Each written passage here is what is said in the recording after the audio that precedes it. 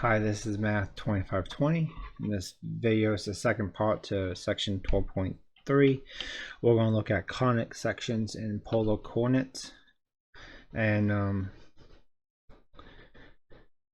we're looking at, parabola, hyperbola, ellipse. They all have a certain focus.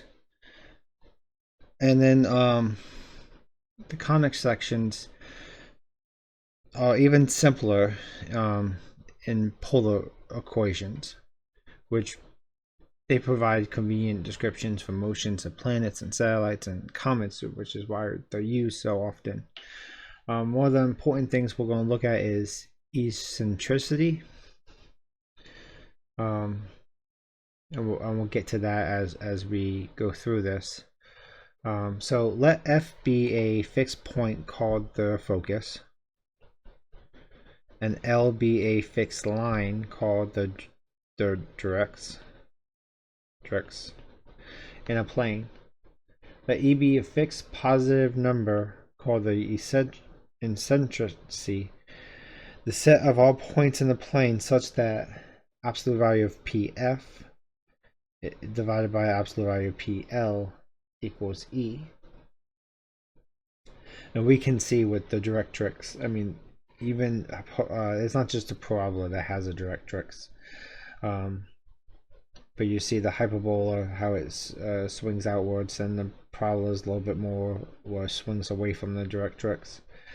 That's for E equals 1, and then ellipse is when it becomes more of a, doesn't just swing outwards, it becomes actual circle, and the eccentricity equals 0.5.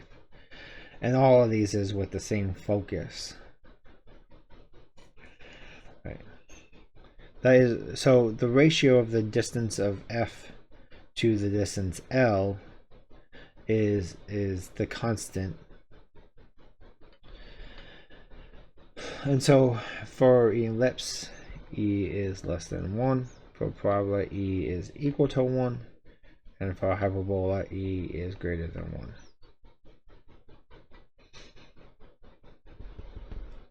And so a polar equation, we use R equals ED over 1 plus or minus E cosine theta, or ED over 1 plus or minus E sine theta.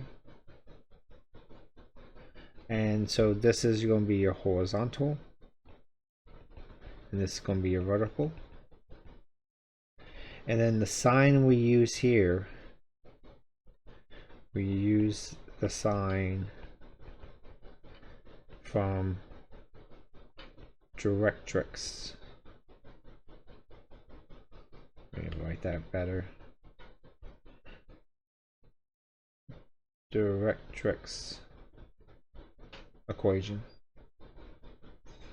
So P equals plus or minus some number.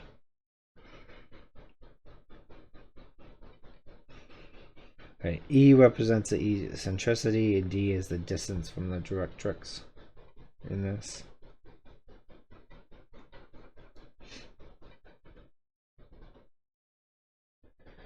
Right. So if we want to write the polar equation of the conic section with the focus at the origin, and given it's a hyperbola, eccentricity equals 1.5, directrix line is y equals 2. We would have the directrix line being y equals 2 means that these are going to go up and down.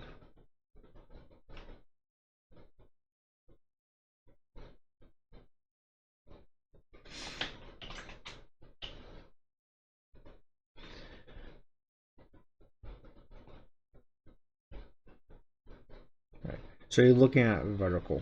So R will be equal to ED 1 plus, is plus because of the sign, plus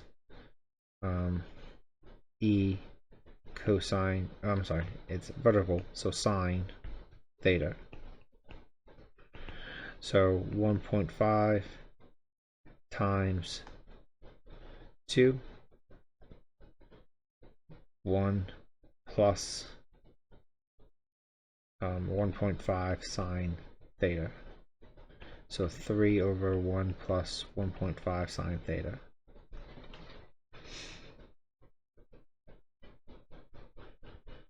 And then to get things to be kind of all whole numbers, we can write this as, because it's kind of preferred, 6. We're going to multiply everything by 2. 2 plus 3 sine theta. Right. For a directrix with s equaling -3, the e would then equal 1 because it's a parabola. And, with -3, we're looking at it's going to either go out left or go out to the right, but we're looking at a sideways parabola, so it's horizontal. So it's going to be r equaling ed over 1 minus e cosine theta. So e in this case is 1, d is 3, so it'll be 3 over 1 minus cosine theta.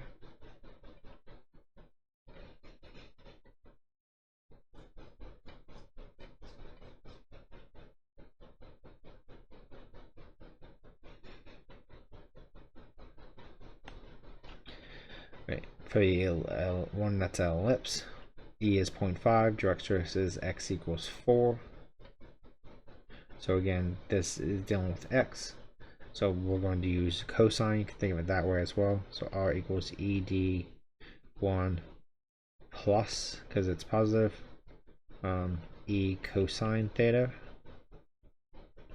So 0.5 times 4 over 1 plus 0.5 cosine theta. So 2 over 1 plus 0.5 cosine theta. And then again, to get this to be all positive numbers, we'll multiply top and bottom by 2. Not positive whole numbers. So we get 4 over 2 plus 1 cosine theta. So just cosine theta.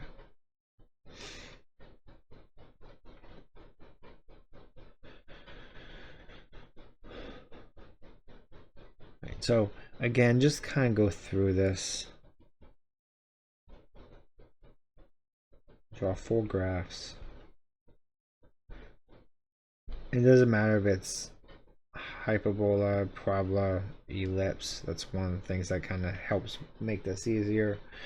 But if you're given a directrix, do a different color, x equals d in this one.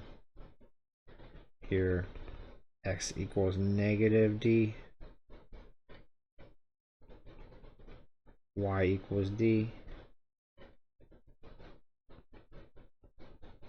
Or y equals negative d. The equation we use for each of these. Okay, so this one it's positive d and it's x, so it's the horizontal. I know the lines go vertical, but the graph will be more horizontal. So you use cosine. Okay, so these we will use cosine, and these we will use sine.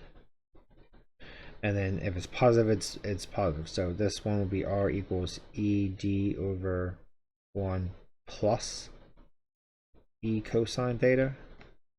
This one will be r equals ed over 1 minus e cosine theta. This one's positive, so r equals ed over 1 plus e sine theta. And this one would be r equals ed over 1 minus e sine theta.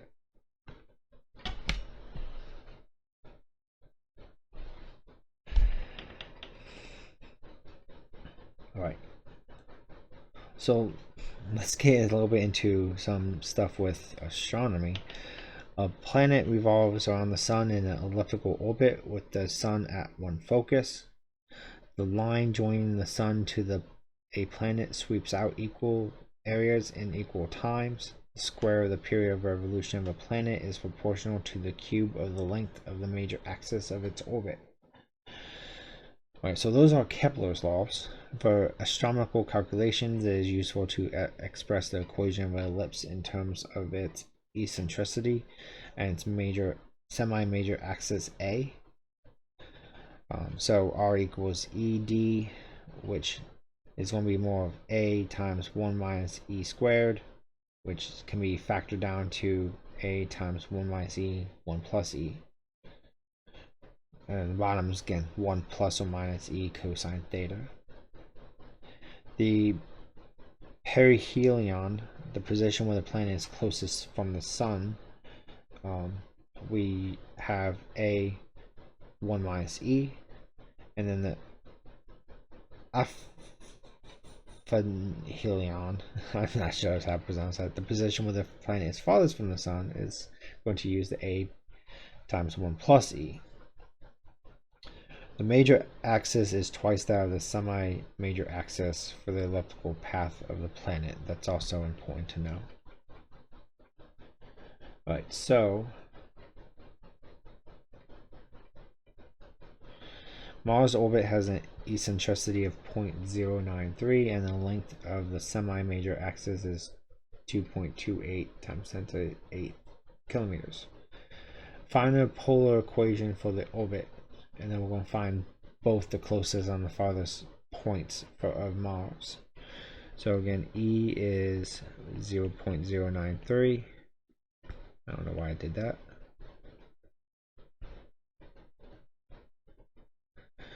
And so A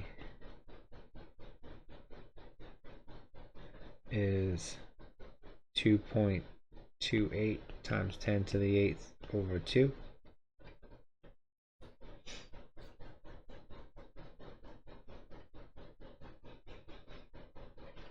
So for the first one, this is going to be A times 1 minus E.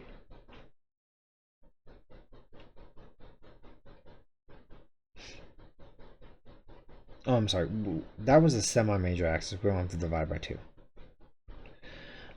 So this is going to be 2.28 times 10 to the 8th times 1 minus 0.093, which just comes out to be 2.07 times 10 to the 8th. Right, and then the next one, it's going to be A times 1 plus E. So 2.28 times 10 to the 8th, 1 plus 0.093. So this one should get bigger. 2.49 times 10 to the 8th.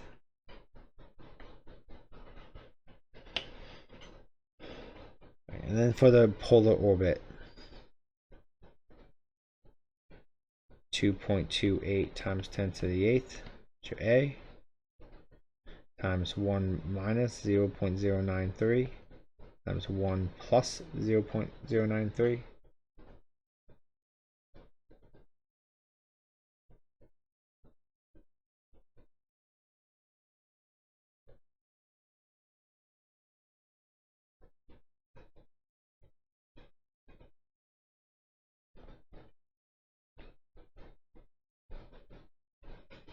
Over 1 plus 0.093 cosine theta. And so the top multiplies out to 2.26 times 10 to the 8th over 1 plus 0.093 cosine theta. Okay, and that's your orbital equation. And we can look at Jupiter's orbit. Its major axis is 1.56 times 10 to the 9th. So that is hold on, let me make something sure here. A is your semi-major axis. Okay, so we do have to divide this one by 2 to find the major axis. So A is going to be 1.56 times 10 to the 9th over 2. Okay, so R is going to be 1.56 times 10 to the 9th over 2 times 1 minus 0.048 squared over 1 plus 0.048 cosine theta. So the top comes out to be 7.78 times 10 to the 8th. And bottom is 1 plus 0.048 cosine theta. Right. The first one, period, is A times 1 minus E. So 1.56 times 10 to the 9th over 2 times 1 minus 0.048. We get 7.45 times 10 to the 8th. And the other one, A times 1 plus E. I don't know why this is starting to look squiggly. 1.56. I don't know, it's starting to really look bad. 1.56 times 10 to the 9th over 2. 1 plus 0.048. And I get 8.17 times 10 to the 8th.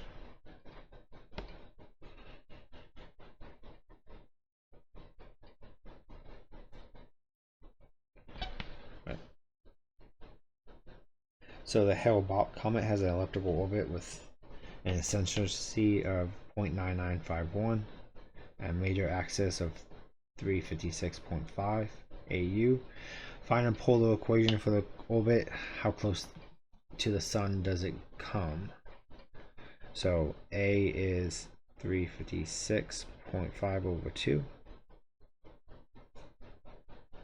So your R is going to be 356. I don't know why it's doing that.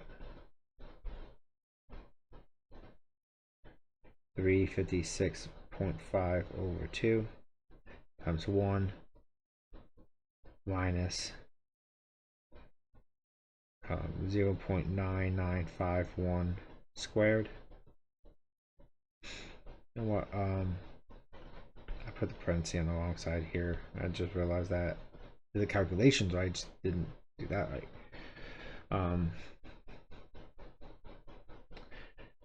Over 1 plus 0.9951 cosine theta. And so the top is 2.61 times 10 to the 8th.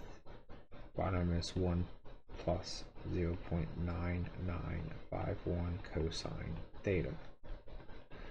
All right.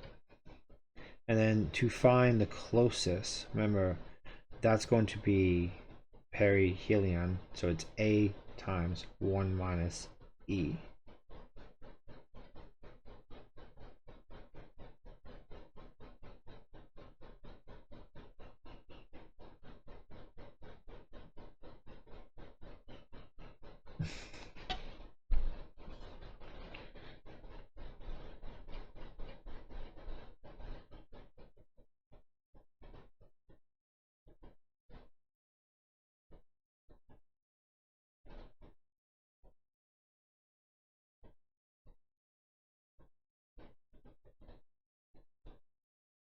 We did that one, we did that one. Okay, we won this last one. So that's going to be A times 1 minus E.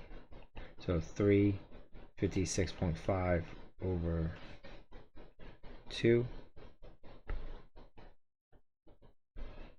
times 1 minus 0.9951. And that's going to equal 1.31 times 10 to the 8th.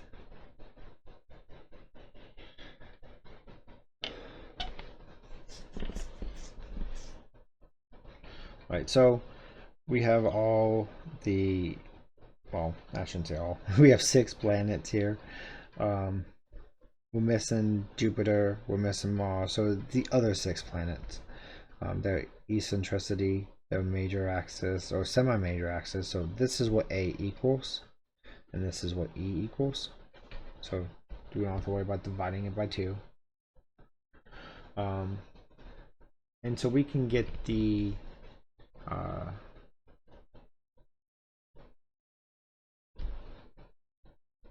orbital paths for each of these planets in polar coordinates.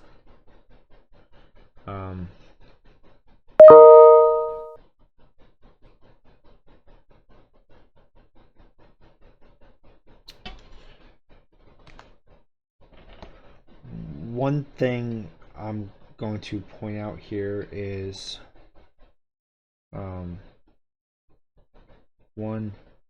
AU, and I'm pretty sure this goes to meters. I just want to double check.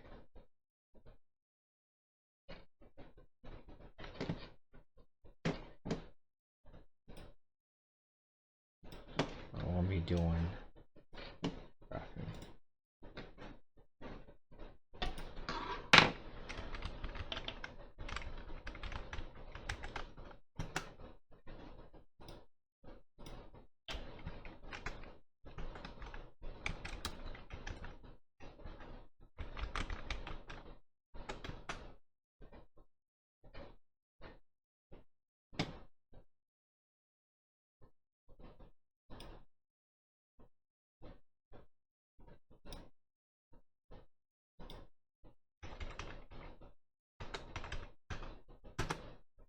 Alright, there goes the kilometers. Okay, I want to check. Wasn't it? Alright, didn't have the units written down. I want to make sure. But 1 AU is 1.496 times 10 to the 8th kilometers. Okay, and we're going to switch it to kilometers just by multiplying it by that amount. Alright, so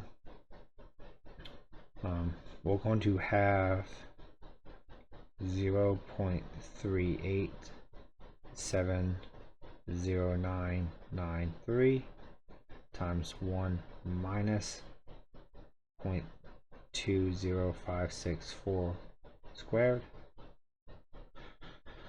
times 1.496 times 10 to the 8th. That switches it kilometers over 1 plus 0.20564 cosine theta.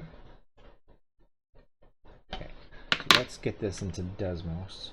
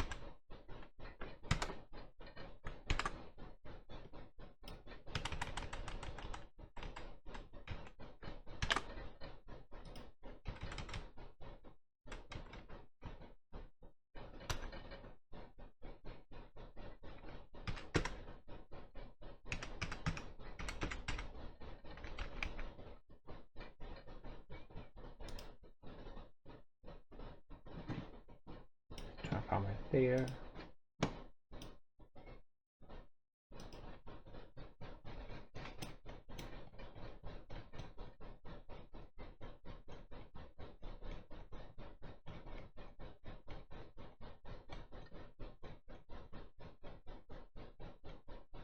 Okay, I'll bring it over now.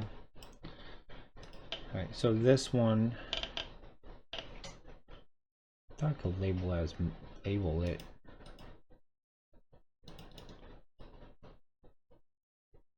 Not like that. Okay. This one would be Mercury, and it's kind of orbital path. And then we can adjust these for each one. And so the next one will be Venus. A is 0.723336, and E is 0.00678. 0.00678.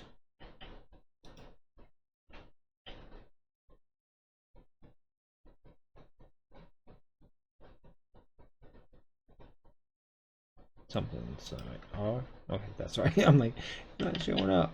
All right, there you go. So that's Venus. And then we can do Earth. So again, just copy this. 1.00003. 0.01671. And that's going to be the same here.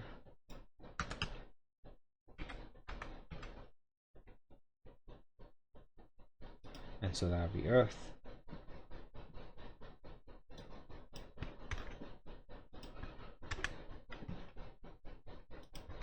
Oh, 2 R's. Right, next one would be Saturn.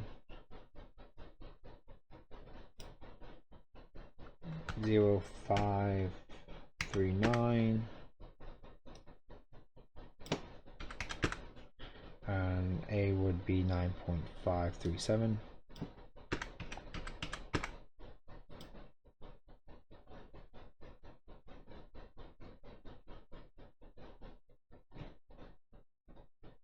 Which is farther out. Uranus.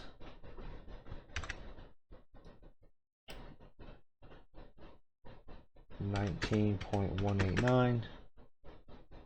Oops. Do that again.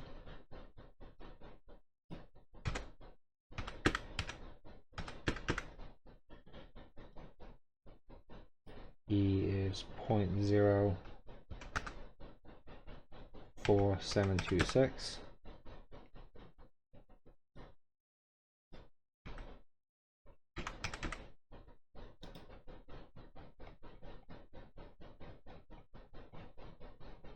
I'm not showing up. Oh, something's wrong on that one too. What could be wrong? Oh, I see what's wrong. There you go. And then Neptune. 30.0699. 0.00859. 0.00859.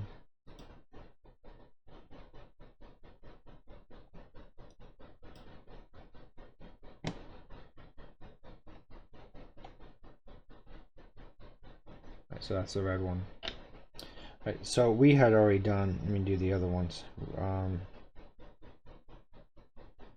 Mars. I'll get that one back in. R equals 2.28 times. Oh, why am I doing that? Just grab this.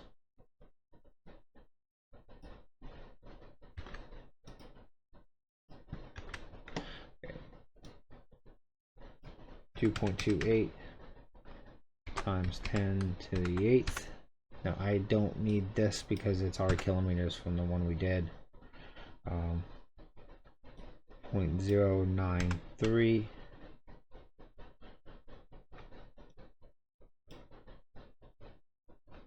0.093. And this has to be squared.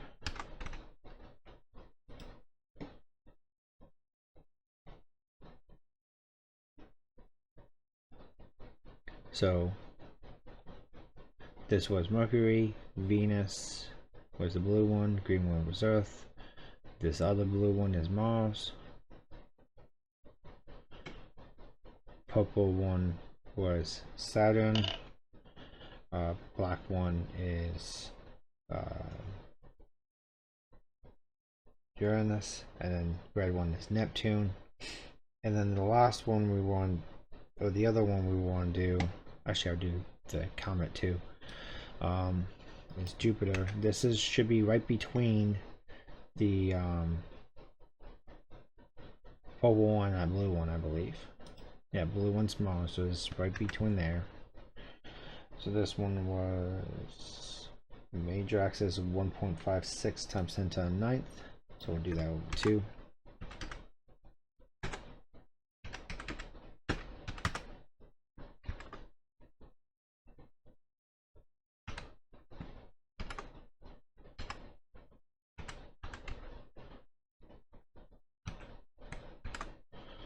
Right. I don't need this number here. Right. And then the eccentricity was 0.048. So it's right between that blue and that purple. And then the last one we're going to do is going to be the comet. This one was in AUs again, so I'll have to use one of the other ones. Let's grab it. This was 356.5. Eccentricity being 0.9951.